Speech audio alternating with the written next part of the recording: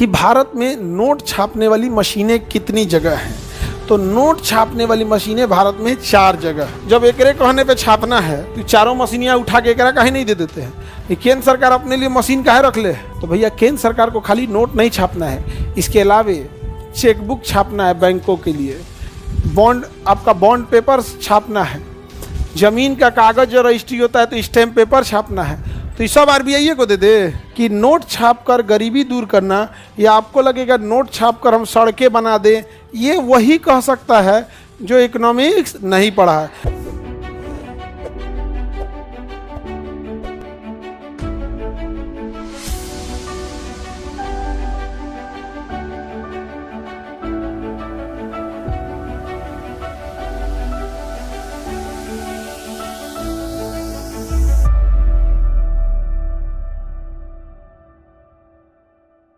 मौद्रिक नीतियों में ये आपको स्पष्ट कर चुके हैं कि नोट छापकर गरीबी दूर करना, या आपको लगेगा नोट छापकर हम सड़कें बना दें, ये वही कह सकता है जो इकोनॉमिक्स नहीं पढ़ा है। क्योंकि अल्टीमेटली अगर आप इनबैलेंस रूप में नोट छापिएगा तो आपका तो लिक्विडिटी रेशियो बिगड़ जाएगा, और जब वो मार्केट में नोट चला जाएगा तो वापस कैसे लाइएगा, वापस लाने में हालत खराब हो जाएगा। आप खूब से खूब तत्कालिक इलाज कर सकते हैं कि आप खुले बाजार की नीति के तहत बॉन्ड पेपर रिलीज कर सकते हैं, लेकिन बॉन्ड के द्वारा कितने साल तक उस पैसा को रखिएगा, एक समय बाद उसे लौटाना पड़ेगा, और जो लौटाएंगे तो और ज़्यादा इंटरेस्ट के साथ लौटाना पड़ेगा। तो ये तो अक्लमंदी नहीं है। इतना तो समझा दिए थे, अब ये नहीं बताना पड़ेगा कि नोट छापने के लिए आपको क्या क्या करना पड़ेगा। लेकिन पहले जो प्रणाली थी उसके तहत, उसका नाम था आरक्षित कोष प्रणाली। पहले क्या नाम था? आरक्षित कोष प्रणाली। पहले का नाम क्या था? आरक्षित कोष प्रणाली। आरक्षित कोष प्रणाली। आरक्षित कोष प्रणाली। इसमें 400 करोड़ एक को रहेगा ना। आरक्षित कोष प्रणाली हो गया। कितना पैसे रखने होते थे? 400 करोड़। अभी ये व्यवस्था खत्म हो गया है। अभी हमारे पास है न्यूनतम कोष प्रणाली। कौन सा प्रणाली? न्यूनतम कोष प्रणाली है हमारे यहाँ। न्यूनतम कोष प्रणाली है। न्यूनतम कोष प्रणाली में कितना रखने होते हैं? 200 करोड़। कितने रखने होते हैं? 200 करोड़ न्यूनतम कोष प्रणाली में। तो अभी यही पूछेगा कि भारत में नोट छापने के लिए आरबीआई के पास मिनिमम कितना होना चाहिए? कितना होना चाहिए? 200 करोड़। 200 करोड़। Any problem? भारत में जितने भी नोट अब तक छापे गए हैं उतने का एसेट मतलब संपत्ति आरबीआई के पास रहना चाहिए कि नहीं रहना चाहिए?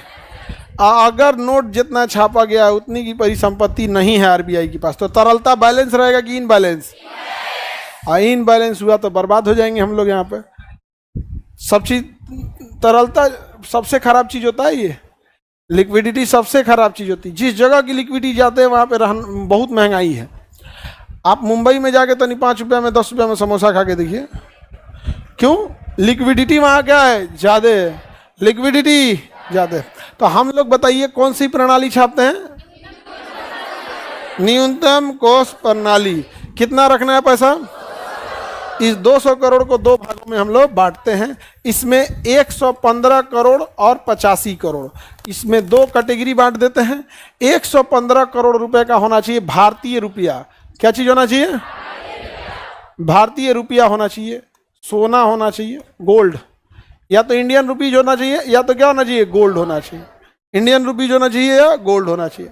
और 85 करोड़ का विदेशी मुद्रा होना चाहिए। क्या होना चाहिए? विदेशी मुद्रा होनी चाहिए। अब विदेशी मुद्रा में सबसे ज्यादा प्रचलन में कौन है? डॉलर। अमेरिका को बर्बाद करना है तो आप डॉलर लेने से मना कर दीजिए, क्योंकि एकमात्र देश अमेरिका है ना जिसने इतना डॉलर छाप दिया है, इतना डॉलर छाप दिया है, और उतना का संपत्ति अपने पास नहीं रखा है। अब अगर कोई सारा डॉलर लेके अमेरिका के पास चला जाए तो वो दे नहीं पाएगा और क्या हो जाएगा? डिफाल्टर हो जाएगा।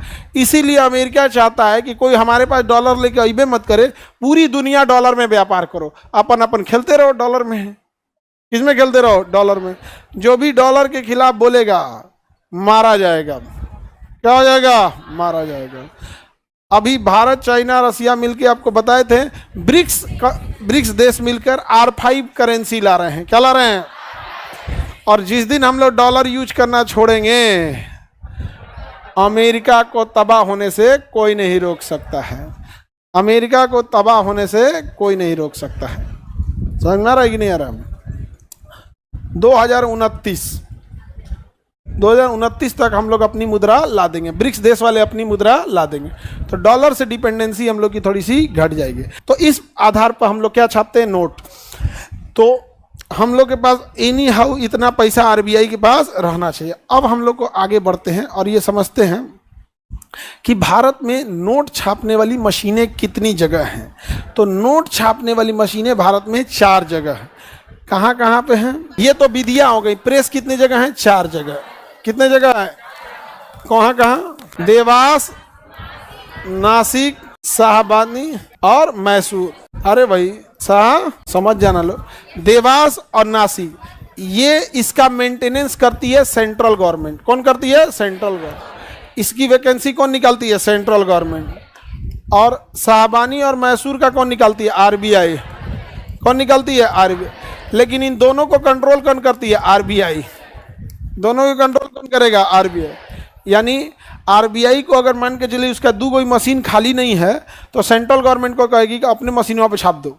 तो फिर आप कहिएगा कि भाई जब एकरे कहने पे छापना है तो चारों मशीनियाँ उठा के एकरा काहे नहीं दे देते हैं? केंद्र सरकार अपने लिए मशीन काहे रख ले? तो भैया केंद्र सरकार को खाली नोट नहीं छापना है, इसके अलावे चेकबुक छापना है बैंकों के लिए, बॉन्ड, आपका बॉन्ड पेपर छापना है, जमीन का कागज जो रजिस्ट्री होता है तो स्टैम्प पेपर छापना है। तो ये सब आरबीआई को दे दे? सब आरबीआई को नहीं ना दे सकता है। तो सेंट्रल बैंक के पास कितने हैं प्रेस? और आरबीआई के पास? लेकिन नोट छापेगा किसके कहने पर? लेकिन 1 रुपया का नोट छापेगा सेंट्रल गवर्नमेंट और सिक्का छापेगा सेंट्रल गवर्नमेंट। यानी सेंट्रल गवर्नमेंट 1 रुपया का नोट कौन छापेगा? Central government. और सिक्का जितना छापना होगा सेंट्रल गवर्नमेंट। सेंट्रल गवर्नमेंट में कौन सा मंत्रालय? ऑब्वियस बात है, वित्त मंत्रालय छापेगा कि खेल मंत्रालय छापेगा? वित्त मंत्रालय छापेगा। कौन छापेगा? वो इमरजेंसी फंड में रखना होता है 200%, 200 करोड़ मिनिमम। इतनी लिक्विडिटी आरबीआई के पास होनी चाहिए। हालांकि 200 करोड़ से ज्यादा है उसके पास। 2500 करोड़ तो सरकार को दिया था। 2500 किसको दिया था? सरकार को दिया था। इसके बाद बहुत पैसा आरबीआई के पास, लेकिन एक मिनिमम रख दिया जाता है। जैसे आपके पर्स में मिनिमम 100 रुपया 200 रुपया रखते होंगे, क्या उसी पे आपका गुजारा चलता है? लेकिन वो मिनिमम रखते होंगे कि ना इतना रहने दिया जाए। तो इसके नाम में ही क्या है? मिनिमम है, इतना रहना चाहिए। लेकिन कोई भी चीज़ मिनिमम पे थोड़ी चलती है, बहुत सारी चीज़ें मैक्सिमम रहती हैं। नहीं समझे? घर में आपके अनाज होना चाहिए, गेहूँ होना चाहिए, लेकिन एक मिनिमम पैमाना है ना। आप कई बार देखिए कि आपके घर में कोई सामान रहता है, मिठाई उठाई, तुम घर मम्मी बोलती हैं कि कम से कम 2 को रह दे, कहीं कोई अचानक मेहमान आ गया तब। नहीं समझे? वो खा गए ना तब बरस पड़ती हैं। वही में अगर मेहमान चल आया और आप खा गए हैं तब तो आपको कोई नहीं बचा सकता है। तब तो आप श्योर पिटाने वाले हैं। आज मोबाइल आ गया है तो इसका एक बेनिफिट है कि बच्चे अब कम पिटा रहे हैं, क्योंकि बदमाशी कम नहीं कर रहे हैं, मोबाइले में लेके घुसल है सब। हम लोग के समय मोबाइल था नहीं तो कुछ ना कुछ गलती से कुछ ना कुछ टूट फूट जाता था। खालिया बैठल रहते थे लोग, खालिया बैठल रहेंगे तो कोई ना कोई कांड हो ही जाएगा। वही में ओरहन लेके चला आएगा सब। तो देखिए 1 रुपए का नोट समझिए, 1 रुपए का नोट कौन छापेगा? वित्त मंत्रालय छापेगा। तो 1 रुपए के नोट पर आरबीआई के गवर्नर का साइन की वित्त मंत्रालय के सचिव का? वित्त मंत्रालय के सचिव का। क्या 1 रुपए का नोट आरबीआई के अंडर में आएगा? क्या सिक्का आरबीआई के अंडर में आएगा? नहीं। तो नोट समझ में आ रहा है कि नहीं आ रहा है? किसी को दिक्कत? अलग अलग जगहों पे अलग अलग नोट छापे जाते हैं, लेकिन मैसूर और शाहबानी ये सबसे ज़्यादा एडवांस है। मैसूर और शाहबानी सबसे ज़्यादा एडवांस है और ये सब पुराने हैं। अब ये याद रखने की हमको ज़रूरत नहीं लगती है कि कहाँ पे कितने के नोट छापे जाते हैं।